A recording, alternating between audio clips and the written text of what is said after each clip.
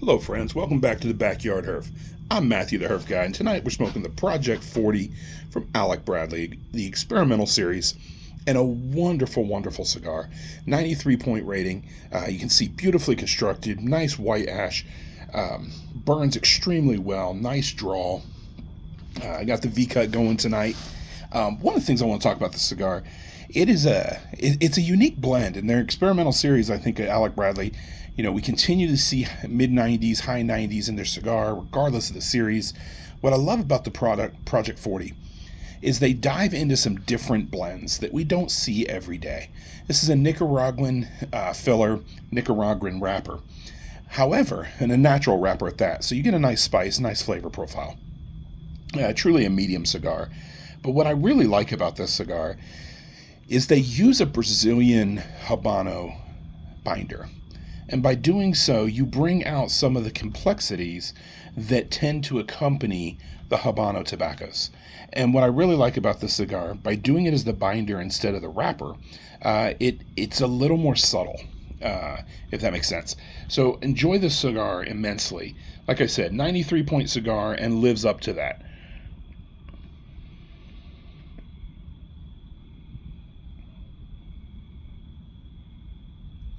As flavor notes go, it's very subtle. Get a nice nuttiness, maybe just a little bit of cedar. Um, the retrohale you get notes of leather, but again, the flavor profile of this is very subtle. It's very light on the palate.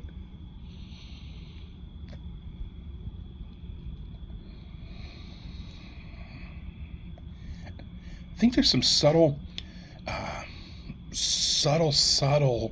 fruit notes. I mean, they're very, very subtle. But they're definitely cedar and definitely an earthiness to it. But again, in typical Habano fashion, I think what I find myself doing is the more I smoke these Habanos, what I enjoy is the way they unfold as you smoke them. Truly a variation from first inch to the second to the third. Smoking the Robusto here, the construction's phenomenal, the ash is phenomenal, as I've already shown. Just holds well. Just a beautiful stick. What I love about this cigar, though, is, I love smoking a Nicaraguan cigar, but sometimes when you're going to the Nicaraguan Puros or, some of those bigger, bolder Connecticut broadleaf wrappers, I mentioned it earlier, the Aganorsa Signature Series, where you've got that very unique shade-grown Corojo wrapper, Corojo Maduro,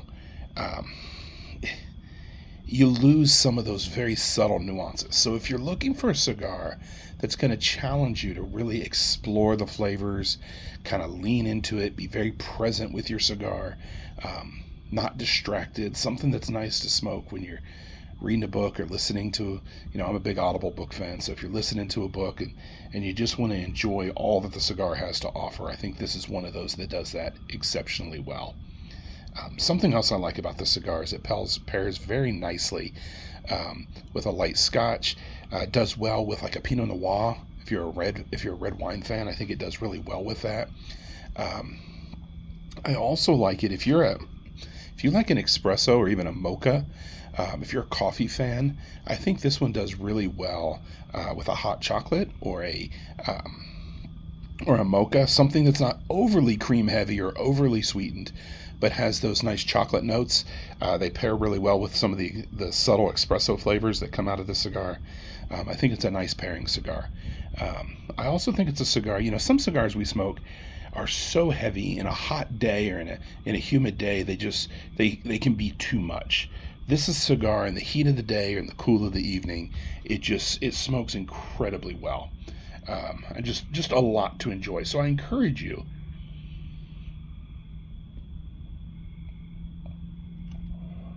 to really embrace it. There's something else in this cigar. If you ever notice, sometimes when you're smoking a cigar, you'll catch whiffs through the nose on it the way you would a wine, and that's where the cedar comes out in this cigar. It reminds me of that smell in the home on Christmas, with those that strong cedar pine scents, and that comes through very much on this cigar. I think the difference between this and when you're going with more of a traditional Habano wrapper is you don't get as much spice in the Habano binder. So definitely a cigar that lives up to its billing. Cigar that 93 point rating is well earned. And like I said, Alec Bradley is a brand that I avoided for a long time because it was a bit unpredictable. They would rate extremely well, but for me personally, they didn't live up to it.